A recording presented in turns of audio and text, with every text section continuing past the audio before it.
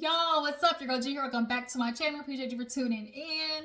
Your girl literally just popped back in the house like an hour ago. Your girl was in Dallas on auntie duty, and I didn't get a chance to come and talk to you guys about Love and Marriage Huntsville, okay? They getting ready to turn up in Houston and Huntsville, y'all, and things is literally stormy, girl. We need to have a talk. We need to talk, boo-boo, because girl, I really didn't want to mess with you. I really, really did. Like, I really, really did.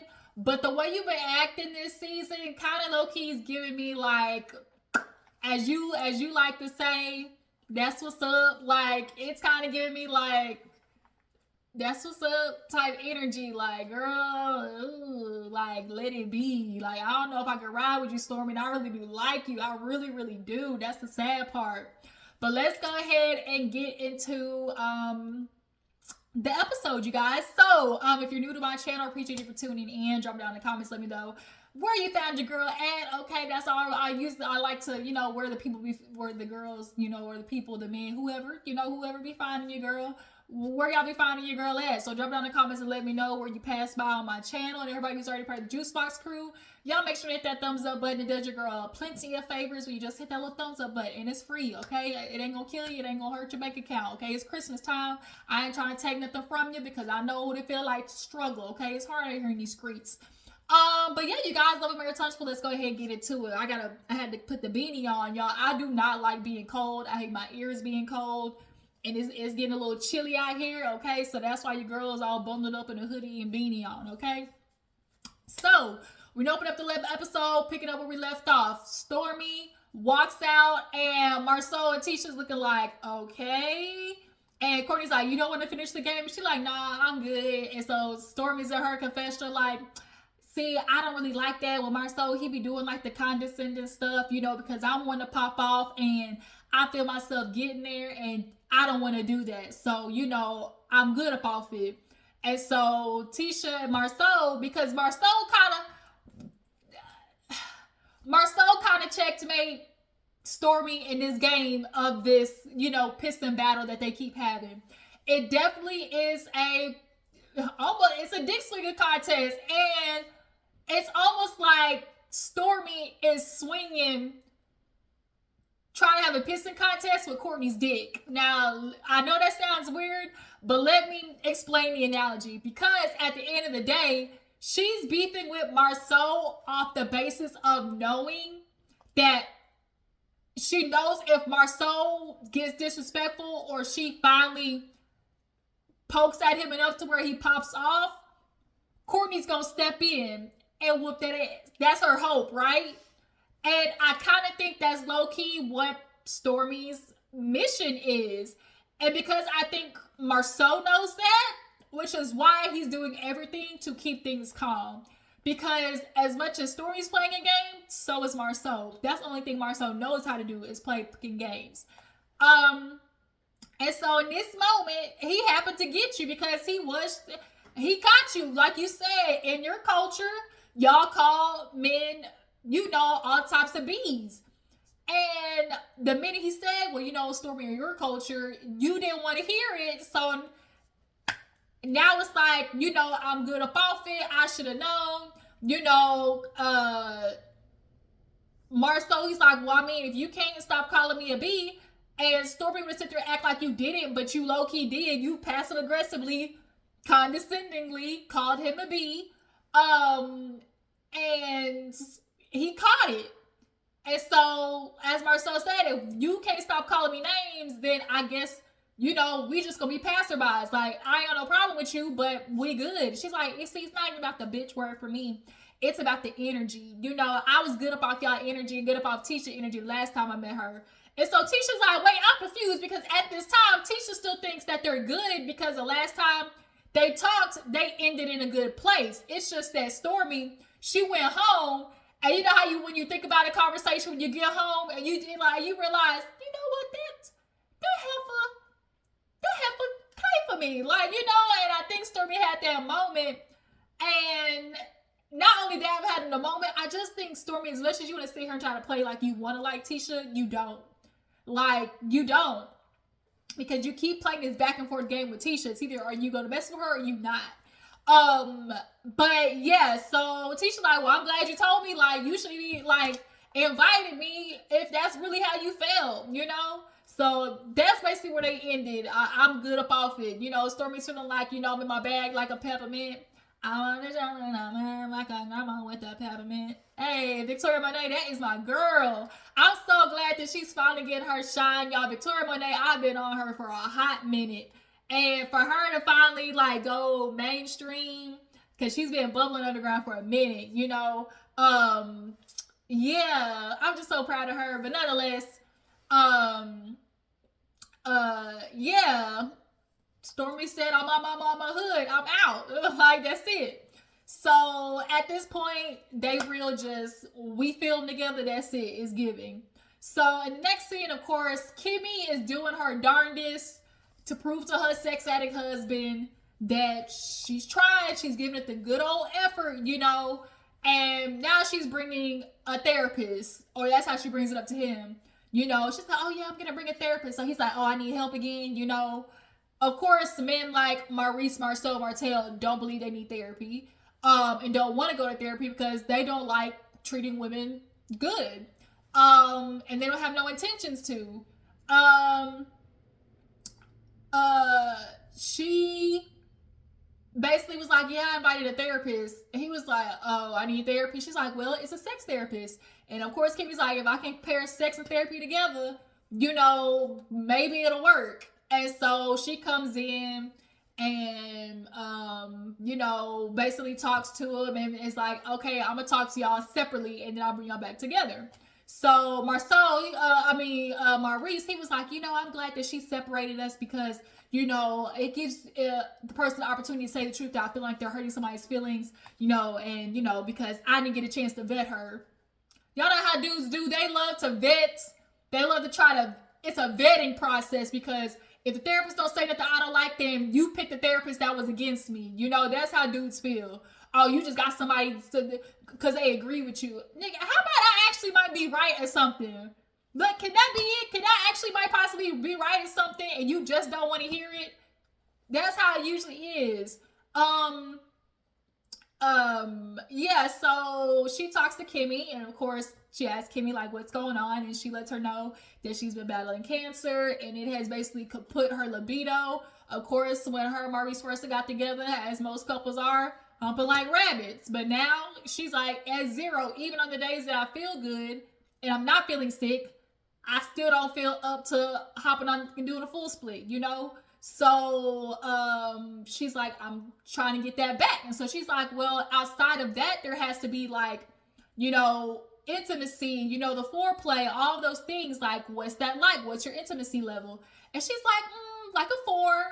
And she was like, well, how do you feel about see, this question right here, this was a good question. I'm glad that she asked. And she was like, do you feel like Maurice is insensitive to your needs? And Kimmi, girl, I know you worked your way around it by saying, it's not that I don't think he's insensitive to my needs. It's just that his take priority. I.e., he's insensitive to your needs. Like, I think it's just so hard. I know as women, sometimes you don't want to make it sound as bad. And of course, Kimmi's not trying to add more on top of already how bad he looks because of the he said on, you know, the World Wide Web. Yeah, he's insensitive to your needs. And we see it all the time. The man don't clean up behind himself, not even enough to where his son cleans up after himself. He's making you cook, clean, all of these things in the midst of you recovering from cancer. You're still picking up around the house. Clearly, the grass ain't getting mowed because Maurice ain't doing it. Now, Monster don't feel like he have to do it. Like, you're taking care of his kid when that was one of the main concerns that you said about it in the first place when he first came down was, I'm not trying to raise another kid. And look at you raising another kid. Like, everything that you asked for with Maurice, even when it comes to building the office or whatever that you're trying to build, he's not helping, and nor is he trying to rush his brother into actually getting the shit done on time. As you said, he takes priority always. I.e., the Nick don't give, okay? He don't give at all. Like, and that's the sad part. And that's like Kimmi, like, damn, we thought you was, you know, a little better than Tisha, but I mean, we gotta understand, all us women are under the same patriarchal bullshit system, and we gotta wake up out of it. You know, some women do it earlier than others, and some women, although they acknowledge they acknowledge they're in the BS system, they don't have no intentions of getting out. And Kimmi ain't got no intentions of getting out, nor does Tisha. So it is what it is. Mel said I chunked the deuces, okay? I'm out of here. I am done. Just like she did to Martell at the end. Deuces. But Kimmi and Tisha, we just gonna have to let them be, y'all. We just gonna have to let them be. But the same therapist, she asked Maurice his questions and was like, you know, what's your intimacy level to 2? So she's like, okay, pretty low. Yeah, Maurice, what you doing for Kimmi? Because you love to sit there and say, oh, it's all mental. Yeah, Doc, I'm just telling her it's all mental. Then he does the shit that Marsau does too all the time, which is bring some other shit that ain't got nothing to do with it. You know how when you tell a bulimic or somebody with an eating disorder, they look nice and they're skinny, or like they look good, but they don't believe it. You know, I can tell Kimmi all day that she's okay, but you know, she's gotta believe it herself, because he's just so convinced, Kimmi, it's your mind. It's your mind. You just gotta get your mind to it. And then the funny part is before they started therapy, oh, that's what I want to say on too. Before they started, it was like, Kimmi, everything's been working fine, just like how it's always. Yeah, for you. You're missing it. Of course, for you, everything's been working fine because you still have a vagina to stick your dick in. So yeah, everything's working fine for you because Kimmi's still, as you say, doing what she needs to do for you. So yeah, everything's working fine for you, Maurice. Like, it's not clicking. Everything is working fine for you. You're not getting it. Like, it's not clicking for him.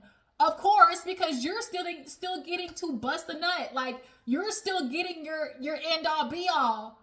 Because, like, Kimmi's doing what she needs to. Kimmi's supporting me while I'm supporting her. She's giving me uchinana even when she don't feel like it. Even when she feels sick. Even when she literally feels turned off. She's rolling over trying to throw you ass. So she don't feel like another woman does it before she can. So, of course, yeah, Maurice, I mean, everything's working fine like it's meant to. But what about Kimmi? What about Kimmi feeling like she's not getting something out of this either, too? If Kimmy's telling you she's not feeling good, why is it so hard for you to feel like she's not feeling good? And if you feel like it's her mental, I'm going to keep asking the same question. Maurice, what are you doing to help her mentally? I'm always going to keep asking that question. But yeah, so for him to sit there and say that, oh, like when you tell a person that eating disorder, they look good. So you feel like if you just keep telling Kimmi, like, oh, girl, you can have sex with me. Like, girl, just get moist down there. Like, as long as it's in her head, like, she can tell her body, you know, as she's been doing, open your legs, Kimmi. It'll make me want to do it. No matter the fact that she's doing it, it's whether she wants to. That's what you're missing. It's not the fact of her doing it. Yes, she's doing it. She's doing it. But is she doing it because she wants to? Is she doing it because she's actually turned on? Is she doing it because is she doing it because she feels like it's a duty and it's an obligation? Oh, I feel sick. I feel sick with Maurice. I really do. But yeah, so the therapist brings them back together and basically was like, y'all are kind of saying the same things, just in different ways. You have to speak for the other person to understand. And see, that's another thing that bothered me too, because I feel like Kimmi is a very straightforward talker. Like, there is no room for misconstruing with Kimmi. She speaks very plainly, but Maurice likes purposely misunderstanding shit. And so Kimmi, when the therapist asked like, oh, you know, what were some things, like, what is your love language? She's like, acts of service. And she was like, you know, when we first got together and he was, you know, laying tile and fixing shit, you know, as most of it like, oh, watching a man build shit for me, mow the grass, like do manly shit, fix my plumbing. Like, that turned me on. You fix this water faucet, my water faucet's dripping. Like, that's how that go. But he ain't doing that no more, obviously, because he don't even want to help build her damn studio stuff. But Maurice pissed me off again with this part where he was like, oh, I'm just now connecting the two, that, of course, you being a single mother and, me coming in and stepping in to do those things because you shouldn't have to do those anymore.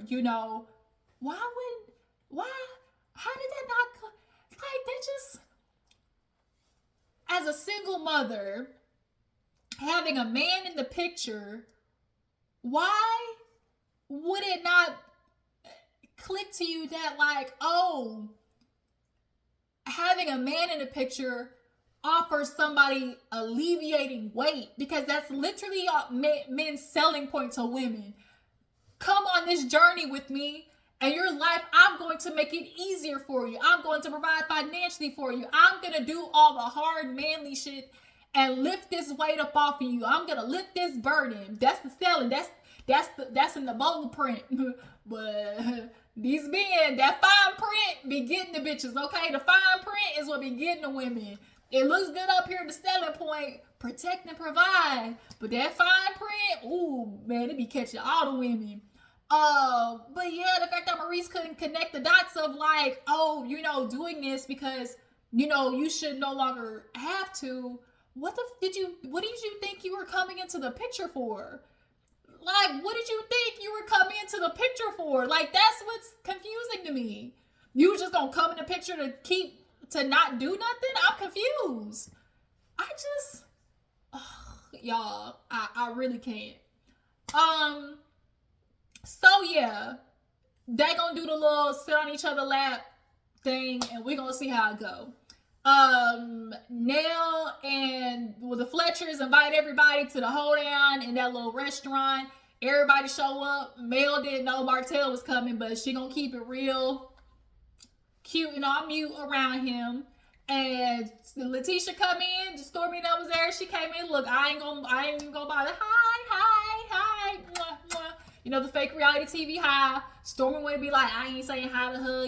Like, it's just giving real fake. Like, I mean, is it fake or am I just being mature? Like, I feel like the Stormy, you need to decide which one is it, because a high is a high. Like, it is what it is. Because then, has she came in and not said something, then you would have took it as like, oh, so we got beef, like, for real, like she won a problem type situation. But the Fletchers called everybody in, and they like, we're going to Houston. Everybody, half the men, of course, they was all, yeah, what's up, let's go. And Nell looked at Stormy's like, girl, you not excited? And she was like, she was like, you're not excited? And Kimmy's like, wait, I thought y'all was good. Like, y'all had a conversation. And of course, Courtney was like, yeah. I mean, I don't know. I mean, yeah, we good. Marcel was like, man, we good. And so Kimmi pulls Stormy to the side, and Stormy keeps giving her the story of, like, I'm just not on it. I just can't do it. She was like, did you not have a conversation with her? She was like, yeah, we did. We went on a double date.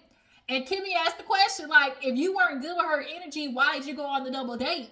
And she was like, I just, felt away, and I was trying to go on the date to to see if that, like, I guess that date was trying to be like confirmation on her feeling, or her gut feeling or not. And I guess she had that on the double date, and so now she's like, I got 2 speeds on my bike. That's what's up, and F off. And I was on my way to get off me. I was on that way, so I got out, before it turned up, because Marcel was very condescending, was gaslighting, passive aggressive. And like Kimmi said, Marcel is absolutely all of those things. But bitch, so are you. And so they have been playing this pissing contest, point blank period. And Stormy, gut checked Marcel at the town hall meeting and about that $100. And so Marcel gut checked her ass back on that double date. Now we even. But yeah, Stormy basically, I'm good up off it. So while that's happening, Tisha's talking with Mel and Nell, And they're like, are you good with Stormy? And Tisha like, I mean, I'm good. You know, she came over and talked about the whole website situation. You know, I apologize because, you know, I guess, you know, I should have been more hands-on, you know, let my manager and assistant do the whole thing. I hope she ain't really throwing her manager and assistant under the bus. I really hope she ain't. Because if you did that, Shatisha, like, that's how a lot of people is feeling, like you did that shit. But, you know, your manager assistant, you know, and she said, you know, it wasn't a good look. And Mel was like, yeah, you know, you gotta be hands on with that stuff because that's not a good look, girl. You should have caught that. And so basically, Marsau walked over, was like, man, if they got a problem, that's on them. Like, I ain't got a problem. And he's like, just they have to get over it. And so Mel had one request: don't put me next to that nigga. Don't you put me nowhere near Martell. Put a lock on my door and we good. So Martell and the guys over there like, man, you know, we gonna be good. Like, we the guys, we gonna always have fun. And he said, long as we ain't without the girls or whatever. And Martell's like, shit, I ain't got no girl. He said, I know a few down there though. And Chris hit him in the gut talking about, not only do you not got no girl, your girl ain't even got your last name no more. And see, Maurice and Marsau, I guess, didn't know. They were like, what? And he was like, yeah, she had a name change ceremony and everything. He said, man, so you don't supporting that bullshit. There you go. What you mean supporting that bullshit? What you mean, Martell? Why you think it's a problem? Why you think it's a problem? You mad? Like Kiki said, get glad, scratch your ass, okay? So they end up the next day going to, Nell, y'all, she hopped on that bull and she wrote it, didn't she? She wrote that. Y'all think the Fletchers be a good time, okay? And they were up there juggling with them other girls, and they was yeehaw. It was a cute little thing. So everybody pulls up to Houston. Everyone's like, Marsau was like, I can see why, Chris. He said, I can see why you've been married all them years. He said, Camille was riding that bull. She was riding. So everybody shows up. The Fletchers, they get there first, take the primary. Melody comes. She's like, look, let's get something straight. Boundaries, okay? Ain't no games. Because at this moment, we all know what's happening with Martell. Not only was he trying to take her kids, now we have the revenge Pinot situation, which is totally effed up, you know? And I don't know if while they were filming, everybody knew that was going on, but she not playing no games no more. So she told the Fletchers, look, I ain't playing, like, because right now ain't no games. Ain't no Mel or Martell, nothing. When we playing games or partner up with me, don't even joke like, oh, hold this, hold that. No, nothing. And Chris was like, I got it, Miss Rogers. She was like, there you go. So Martell, he come in, and of course, you know, he always like, I always say hi to Mel. Hey, Mel. She said, she turned her face like, lady nigga, like, oh, she can't say hi to me. She's deuces. And of course, Martell always was like, I'm gonna always say hi to Mel. You know, I'm always gonna be good with her. Like, why can't we be in the same spot? You know, it ain't no problem for me to be in the same spot as her. Of course, it ain't no problem to be in the same spot as her. You ain't the one that got a baby hat on you, been cheated on for 5, 6, 7 years throughout COVID as well. And then try to take the kids and have revenge Pinot released on you. Of course, you can be around her. Boy, get them out of here. So everybody else get there. They show them the rooms. Tiffany and Lewis can't come. Kimmi and Maurice, they in the room. They had that conversation because she, of course, got to check him about that Carlos interview where he said he needs sex like Carlos need mess. And she was like, you know, Maurice and Marsau do that same shit where it's like a joke, but the joke, they were serious type situation. And he was serious. Oh, I need sex. You need to go to therapy and figure out what the problem is. You might be slightly an addict. So yeah, she was like, because it's collateral damage. Not only her son got to see that shit, her family. Like, that's embarrassing. She was like, because you're talking about your wife who had cancer. Like, you quite literally are fucking, like, I don't want to say a corpse, but like, she's only doing it because she feels like she has to. Like, what about that turns men on? Knowing that your wife you know, it don't even matter because all they want to do is bust a nut anyways. So he apologized, like kind of like went through the thing, like showing how he would apologize and stuff. And basically, you know, realized he wasn't being considerate and thoughtful of Kimmi because, as she said, you weren't protecting me, and it was very disrespectful. Like, man, forget, like, you also have to protect somebody mentally and emotionally. So we end the episode with Tisha and Marsau. Marsau laying in bed, and Tisha's like, "Oh my God, I can't believe Tiffany and Lewis can't come. You know, they be with the drinks." And Marsau's like, "Yeah, I'm gonna go get some liquor." She was like, "Well, speaking of baby, oh my God, baby Ace is so cute. And speaking of him, I did go get a pregnancy test." He was like, "Oh, what?" She was like, "Yeah, you know, when me and Kimmi went to the little, you know, V-steam, you know, I had to get a pregnancy test." And he was like, she was like, "It was negative though." And he was like,